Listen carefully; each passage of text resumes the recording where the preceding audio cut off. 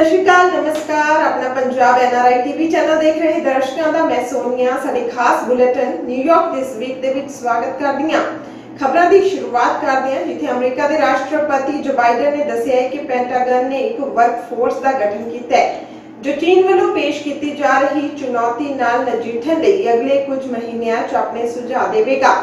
जो बाइडन ने दस्सिया है कि पेंटागन ने अपने पहले दौरे कहा है कि इस वर्क फोर्स च ਵੱਖ-ਵੱਖ मंत्रालयों के सिविल और मिलिट्री माहिर शामिल होंगे जो रक्षा मंत्री लॉयड ऑस्टिन नूं अगले कुछ महीनों च अहम तरजीहां ते फैसले संबंधी सुझाव देवेगा ताकि वह चीन संबंधी मामलों नूं अगे ले जाण लई एक मजबूत मार्ग तैयार कर सकण। उन्होंने कहा है कि इस दे लई पूरी सरकार की कोशिश संसद च दोपक्षी समर्थन और मजबूत गठजोड़ और साझेदारी की लोड़ होगी।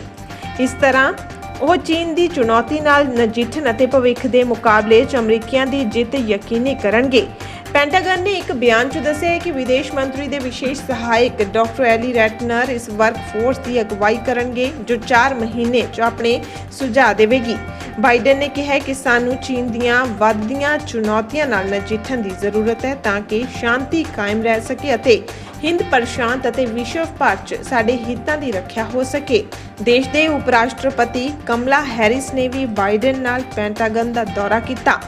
अमरीका में दिनी बर्फीले तूफान दस्तक दे रहे ने जिसके चलदे ओरेगन तो लैके वर्जीनिया तक बर्फबारी हो रही है ते बर्फीला मीह पै रहा है। इस दौरान सब तो ज्यादा बर्फ कैंटकी और इलिनॉय विच पई है। इस दे नाल ही टेक्सास तो वर्जीनिया तक अरकानसास तो कैंटकी तक भी बर्फ के तूफान की चेतावनी जारी की गई है।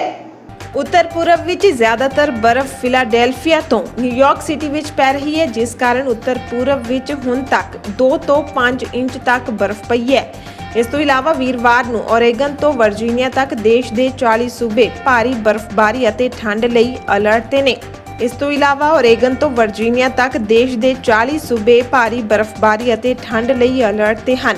देश के पैसीफिक उत्तर पश्चिम विच पोर्टलैंड ओरेगन विच सर्दियों का तूफान अगे वध रहा है ते इन्हां शहरां विच कई इंच तक बर्फ पैण दी उम्मीद है। मौसम विभाग अनुसार यह तूफान शनिवार तक दक्षिण वल वधेगा और टेक्सास तो वर्जीनिया तक वधेरे बर्फीले मौसम नाल शनिवार रात तो ऐतवार सवेर तक यह तूफान उत्तर पूरब विच होवेगा। इन्हां सारे तूफानां दे देश भर विच चलन कारण हफ्ते के अंत विच वधेरे बर्फ पैण दी भविखबाणी की गई है ते कई थावां ते कई फुट बर्फ जमा होने की संभावना है। इस तो इलावा कई झीलां ते उत्तर पूरब के कुछ हिस्से हफ्ते के अंत विच तकरीबन अद्धे फुट तक की बर्फबारी का सामना कर सकते हैं। अमरीकी राष्ट्रपति जो बाइडन ने म्यांमार च जमहूरी ढंग नाल चुने नेतावां नूं हटा के राज पलटा करन ते फौजी अधिकारियों खिलाफ पाबंदियां लगाउण दा ऐलान किया है।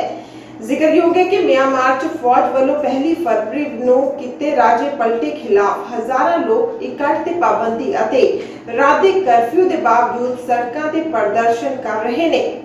राष्ट्रपति जो बाइडन ने व्हाइट हाउस च प्रेस कॉन्फ्रेंस दौरान कहा है कि मैं कई कार्रवाइयां का ऐलान करदा हां अते राज पलटा करन लई जिम्मेवार फौजी अधिकारियों खिलाफ पाबंदियां ला के इसकी शुरुआत कर रहा हां। अमरीका वालों बर्मा सरकार नूं मदद वजों दिते $1 अरब के फंड तक फौजी जनरलों की गलत तरीके नाल पहुंच रोकण लई अमरीका सरकार यह कदम चुक रही है।